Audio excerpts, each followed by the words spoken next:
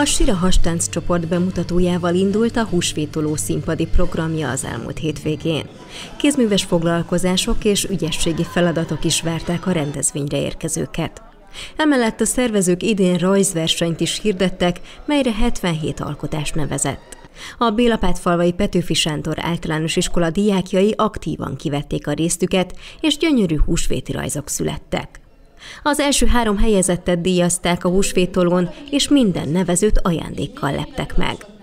Bogyót és babócát rajzolta le Orosz Nara, amivel első helyezést ért el. Bogyó és babócát, ahogy locsolkodik Bogyó.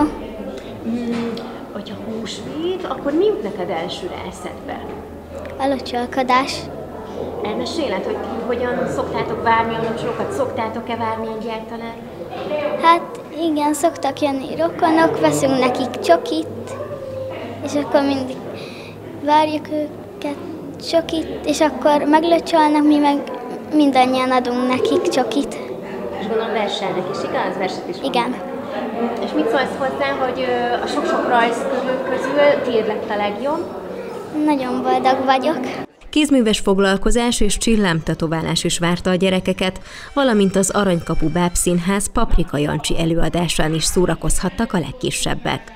Mindeközben a térség hagyományos ételét, laskát, azaz krumplilángost is készítettek a Napsugár nyugdíjas klub tagjai. Tegnap kezdtük el azzal, hogy a krumplikat ugye kiválogattuk, mert ez egy 60 kilós mennyiség volt, külön a nagyokat, külön a kicsiket, akkor megfőzték, utána jöttünk, megpucoltuk, megtörtük a krumplit, kihűlt a krumpli, ma pedig reggel, nem reggel jöttünk, 11:30-re, és akkor begyúrtuk, ugye a segítőimmel, többen voltunk, tegnap több mint 10 voltunk, most kb. Ugye a 10-nél megakadt a dolog, és akkor hát liszttel össze kell gyúrni, só bele, a tört krumpli, kinyújtani egy ilyen henger formájúra, és akkor egy hasonló nagyságúra vágdosni, hogy egyforma szép kerekek legyenek, és akkor ilyen palacsinta méretűre kinyújtani, ott meg kisütöttük. Van, aki tejföllel szereti, van, aki lekvárral szereti, van, aki csak így natúr szereti.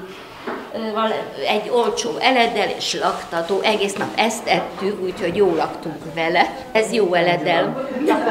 Ez ilyen hagyományos itt a vidéken, mert itt Bélapáton-Bikófalván, Szentmártonban, tehát ez a Falóc vidéken. Ez a kompérlángos. Ez a kompérlángos, mifelénk így mondják, én így ismertem. Azt mondják laska, ők már laskának mondják a dédesiek, a csokvahományiak azt mondják laska. Nálunk ez kompérlángos, hát hiába. A látogatók szívesen kóstolták a laktató ételt, ki lekvárral, ki pedig tejföllel. A szervezők célja a hagyományok megtartása és a város lakóinak szórakoztatása. Éppen ezért kereste a város legfinomabb pálinkáját is. Idén is Bodnár Ádám László vitte el az első díjat Merló pálinkájával. Máskor is megnyertem az első helyet itt Bélapátfalván, és most is. Igen, hát tiszta szőlő alapanyagból készült pálinka mindig viszi a prímet. Évről évre sokan látogatnak el a Bélapátfalvi húsvétolóra, nem csak a városból, de a környező településekről is. Alapjában véve egy katolikus település vagyunk, fontosnak tartjuk vallás terén is, hogy a hagyományokat kövessük, de természetesen a rendezvények sem maradhatnak el, a gyerekek már várják a nyuszit, várják a locsolkodást, ugye ez egy húsvét hétfői nagy hagyomány. Amikor mi meghirdettük ezt a programot is, az, hogy laska is lett, tehát környező településekről is van, hogy csak a laska miatt az egy húzóerő, hiszen egy hagyományos ételről, bár már egyszerű elkészíteni, de mégis úgymond időigényes, és inkább azt eljönnek és egy finom laskát esznek. Azért azt hozzátenném, hogy a szakavatott kezek vannak itt, hiszen már hosszú évek alatt begyakorolták ezek az asszonyok, és igen, nagyon finomat. El kell jönni, és meg kell kóstolni ezt a bélapáti laskát.